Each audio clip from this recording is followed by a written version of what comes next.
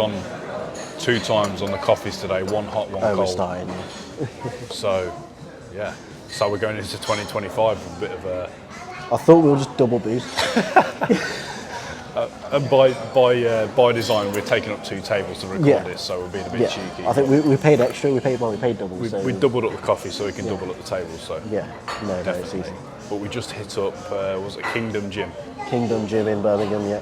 What's the area of that? I think it's around Jewellery Quarter. That's Jewellery Quarter, Snow Hill sort of. Snow Hill, yeah. Yeah. So just hit up there. Good gym.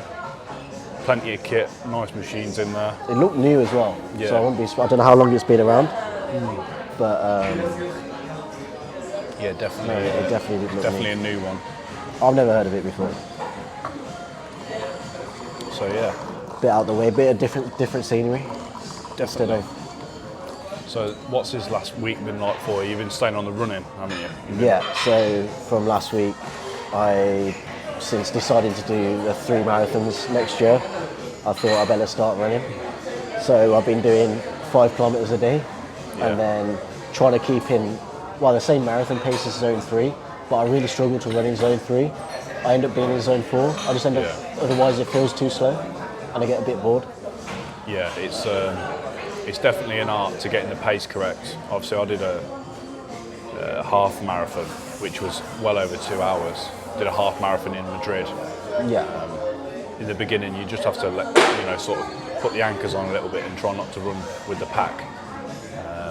But I got a little bit of story with that as well, because obviously it was in Spain and everyone speaks Spanish, and in Madrid it's not really a English tourist place. Not a lot of people speaking English apart from like hospitality. So I ended up going to the half marathon, and I ended up starting on the 5k first, and by the time the 5k had done, the half marathon had started. So I ended up doing a 5k to warm up before my half marathon. So that was a bit of a fail moment, but yeah, I'd got all the way there, so I couldn't just give up then. So I had to then catch up. I did have to put the burners on to start, to even catch up with the pack, because they were taking the... But half marathon's too easy, so you just have to add on that little chunk. They were taking down the, what would you call, the start line, because it's obviously in the middle of the city and they need to get it back open. As soon as the pack had gone, they started taking it down. And so you were just like, what's going on? Yeah, did you know by that point? Oh, I'd well figured it out. I had to go to this Spanish guy, and I said, half marathon. He just didn't understand what I was saying. And I had the shirt on. I pointed out, it said half marathon. And he was like, oh, and just pointed towards that way. So I started running.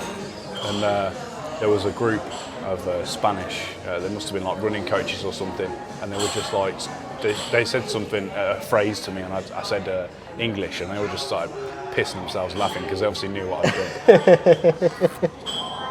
But yeah, then that was a bit of a struggle, but no, it was all in the name of a bit of fitness. So you did it in good time though, didn't you? Yeah, I mean, I think after I took off the half marathon to start, I think it was about 30 minutes half. Yeah. A 5k, sorry.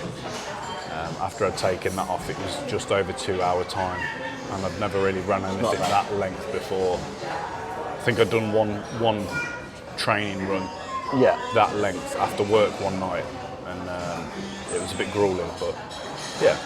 Would you recommend booking a organised one over doing it just on your own? It depends, because it all depends like what you've got there. If you're like running in the middle of nowhere, then it might be a bit, I don't know, difficult.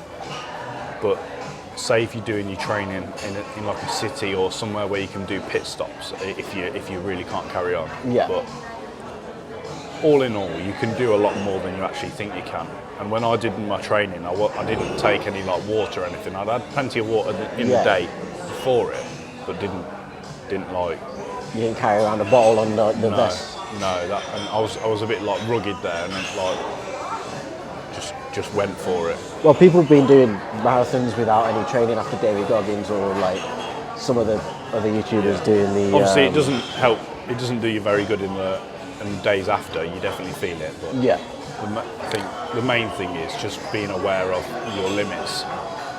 or being aware that where you think your limits are actually a lot higher, Yeah. and pushing yourself to do it. But more preparation is better. Well, that's why I'm starting to run now, because I don't really run. Like, I swim, and I did judo and BJJ and Muay Thai in Thailand, so it was kind of, that was my cardio.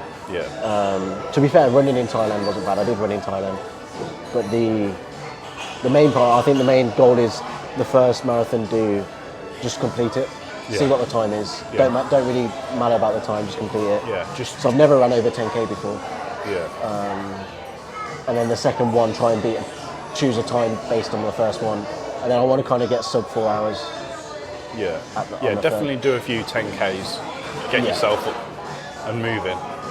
But if you can comfortably run a 10K without sort of stopping, you can do a half if you push yourself. Yeah. I think when I've done zone 3 running, when I was doing that, I could carry on for like a very long time. Yeah. And it's not my cardio that won't give up, it's my knees and my ankles and my shins Yeah. that seem to give up before anything Conditioning. else. Yeah. So that's why I'm just building up. So I think 5k this week. I'm going to try to increase it by a kilometre or 2 kilometres every week, Yeah. but I have no idea. I've been doing it. I did 5 times this week. Nice.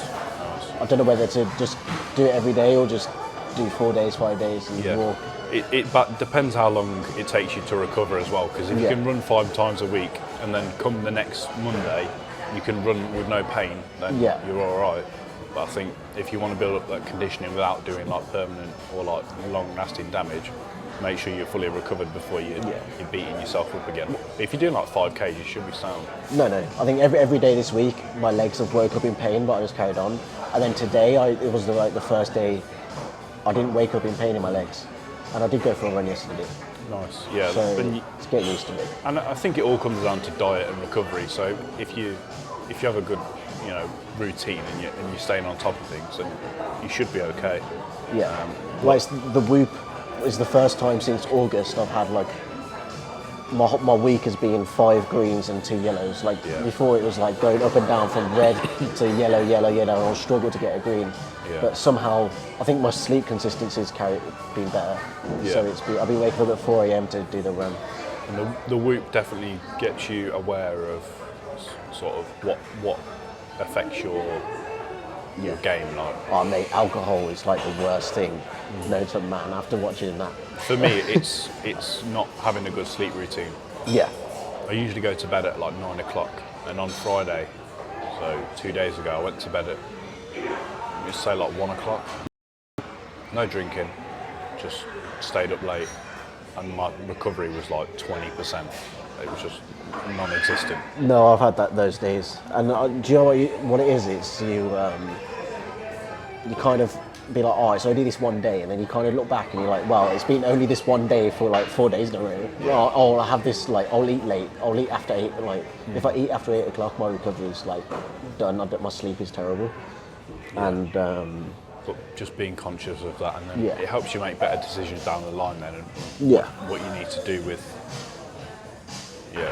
yourself and how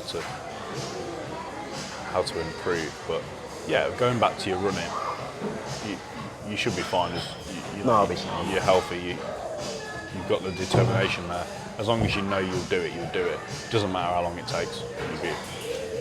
Well, this year was bulking, and next year's cutting as well. So I know running cardio isn't really good for cutting too much. It's mainly diet, but it helps to be lighter, I think. At the minute, now you mentioned cutting and stuff, I'm not really on a big bulk. I'm sort of maintaining, keeping the body fat down, not to a cut level, but just. Do you feel like you could build muscle that way? Yes, I feel like I'm progressing at that rate. As long as you're getting stronger, but not doing like the whole gym bro sort of. The gym is my only thing that I'm worried about. I'm doing the gym. Obviously, we're making content and sort of showing off the different places and going around and sort of making content that way, and then training at the same time and putting effort in, but not spending 2 hours in their gym and then just going home and thinking about what I'm going to eat. I'll just, eat good, and then focusing more on, at the minute, obviously getting things ready to go out to Thailand. And then once I'm there, I've got the sneaky feeling that I'll just be shredded. Yeah, the heat helps a lot there. You'll sweat like a pig. Well, if you sweat a lot anyway, you'll sweat a lot there. I don't know what it is. I think the food there, you'll naturally eat better there because you're eating out. Or if you cook, are you going to eat out or are you going to cook? 50-50. I said to one of my pals at work, I said, I'm going to be doing loads of cooking at home. I'll get steaks on the go, eggs and stuff. People like that. You'll be eating out all the time. It's so cheap. So cheap. Yeah. It's pointless. The only thing we cooked in the house when I was over there was the eggs, just because we could 30 eggs. It's easy as well. It's quick and it keeps your nutrients up. But yeah, I think I'll be doing a mixture. I'll try and stick with my routine and have. In Bangkok, you've got the paleo Robbie as well. That people have there, which is way better than the markets in Samui and the markets and stuff. Because I think Samui's, I never really ordered food in Samui to cook. I couldn't really find a place. Yeah, it depends what sort of stuff you got available. Obviously, Bangkok's just going to be overwhelming with the amount of stuff to choose from. But one of my ideas is when I'm going out there, I'm just going to keep it simple to start off with, and just then start building it up as I go along, rather than jumping in and just being overwhelmed by. Well, that's what you want to do. Yeah. I mean, minimalistic thing, like cut out all the crap, all the fat, as they say. And just keep to the basics. Definitely, yeah. Yeah, Lift, I think then you can build it up, but when you start too heavy, it's hard to bring it back down. In terms of the food and also the lifestyle and like making content and stuff, the reason why I'm going out there is to grow as a person and develop a personal brand to then help people down the line. Yeah. But you can easily get enveloped in the flashing lights and what's going on out there. If you keep away from the Samui was the case where literally all those. There was just this one area where all the distractions was. Yeah. If you keep away from that one area, you kind of you don't even think about it. Yeah, it's easy, and obviously for people that have done it before me and the lads that will do it after as well. When you tell your family about I'm going out to Thailand, they automatically assume you're just going there to do the worst thing in the world. But it's like you create your reality. Two people can live in the same city. You can have a multi-millionaire and you can have a homeless person living on the same street. Yeah. So it's one of them. You design your reality. I'm guessing you've been getting all the Ladyboy comments and the. You do, yeah. And the It's all the people at work. This is what you're going to, yeah. And tables turned, you'd probably make the same jokes. We'd probably make the same jokes. No, I did. Yeah, I have done. But at the same time, you just kind of got to pass it off and just say, yeah. It gets old after a while, though, because I'm still getting them. But, if people know. But it's because people are interested and people, sort of want to talk about it, and that's not a bad thing. Well, at the end of the day, you do just think a little bit strange. Yeah, it's like, you'll hear it off your family and you'll hear it off your friends. It's like, well, what brought you to make this decision, and who's drawing you over there? And once I properly explain myself, it's all above board, and everyone's happy for me to go out there. And even if it doesn't work and they come back, I will have learned so much more in 6 months than I would have probably in 6 years. Yeah, no, definitely. Just staying where I am at the minute. Not to say that the place where I am is a bad place, but I've got that drive for something a little bit higher. Well, it's the easiest way to change as a person. Yeah. You'll go out there, you get to basically start again, and that's the beauty of it. Because you'll come back, when you do come back, if you do come back, you might decide never to come back. You go out there, love it, go somewhere else. Could go somewhere else. I mean, I quite like Dubai as a place. Obviously, you need money to be in Dubai, and it all depends who you know, because then again, you've got people who are living substandard conditions.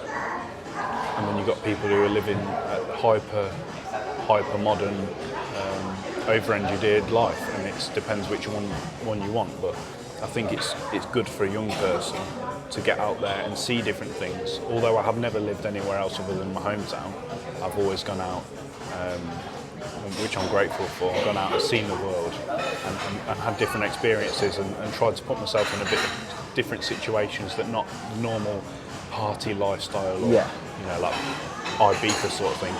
Going out to Croatia and seeing different things and talking to the locals and trying to find a gas canister. Trying to find a gas canister and try and translate your way through the Balkans. And just expanding a bit and just finding things about culture, which I'm quite interested in as well.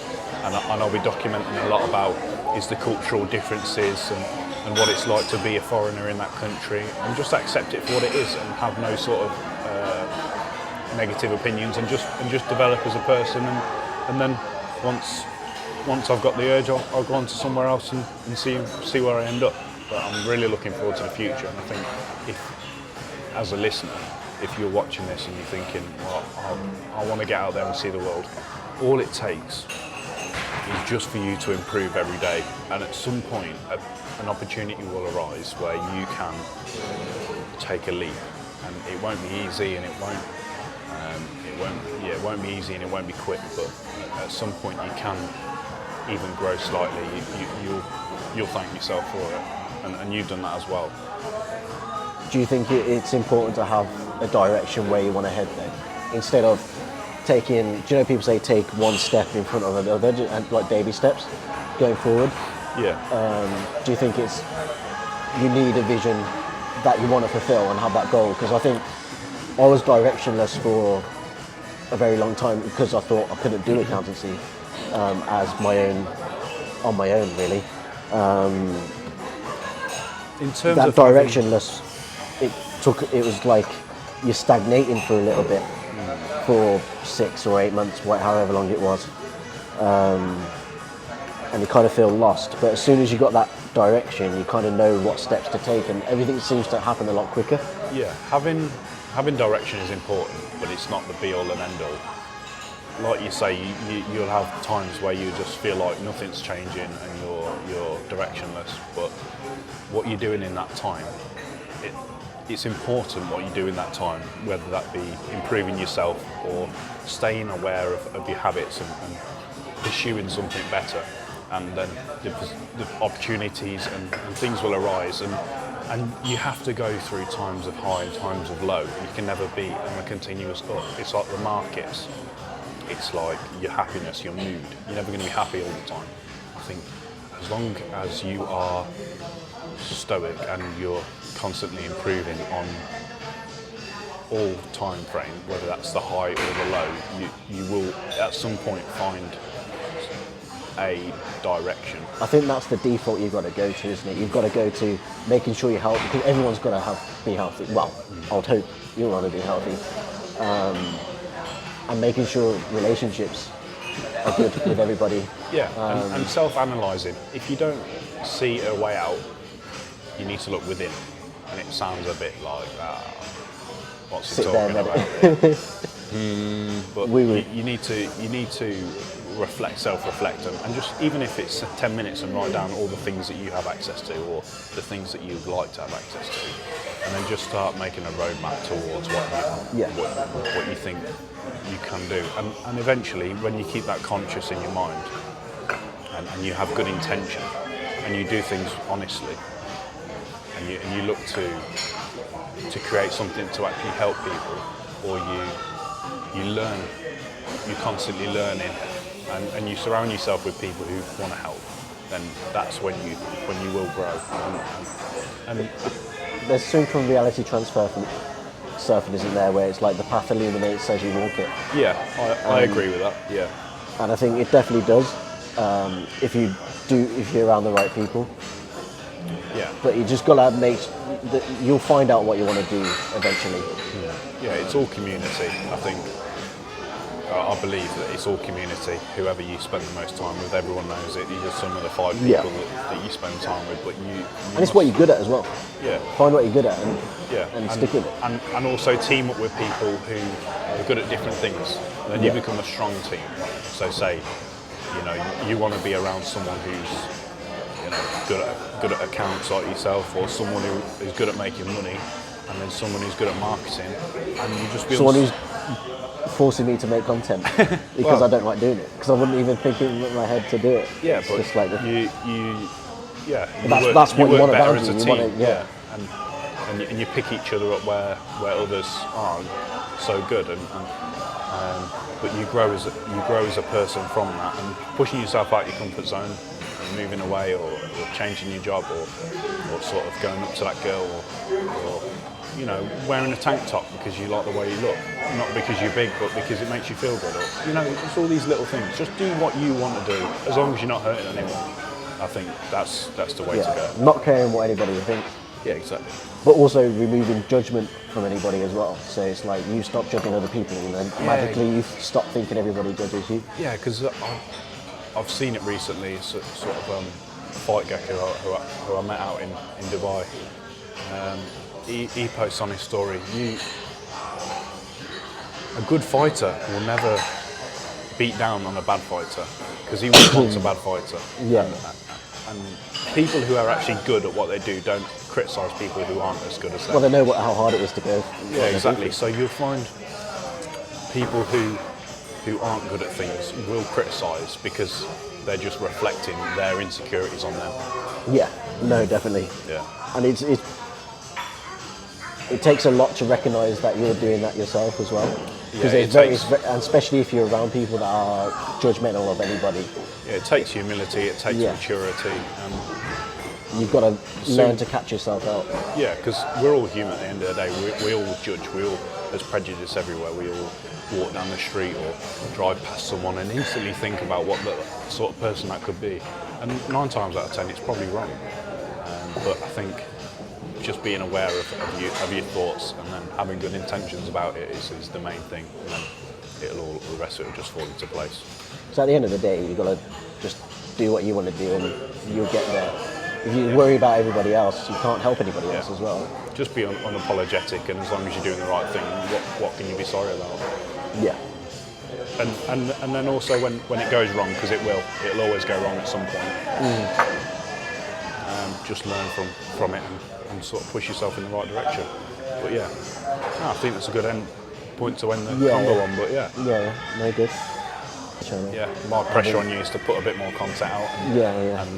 And keep myself rolling. You definitely got me to keep the momentum up, and realise I need to start, because I'll regret it otherwise. Yeah, and you go through periods where you sort of focus periods, and those are good, but at the same time, like you say, if you never start, you'll never do it. So, but yeah. Well, it's the biggest leverage point for anything nowadays, in a way. Yeah, it's attention, isn't it? You can pivot to any business model that you want. It's literally the gateway to doing anything, like creating your reality, as you say. Definitely. It'll be good. Yeah, sound. Yeah. Nice one.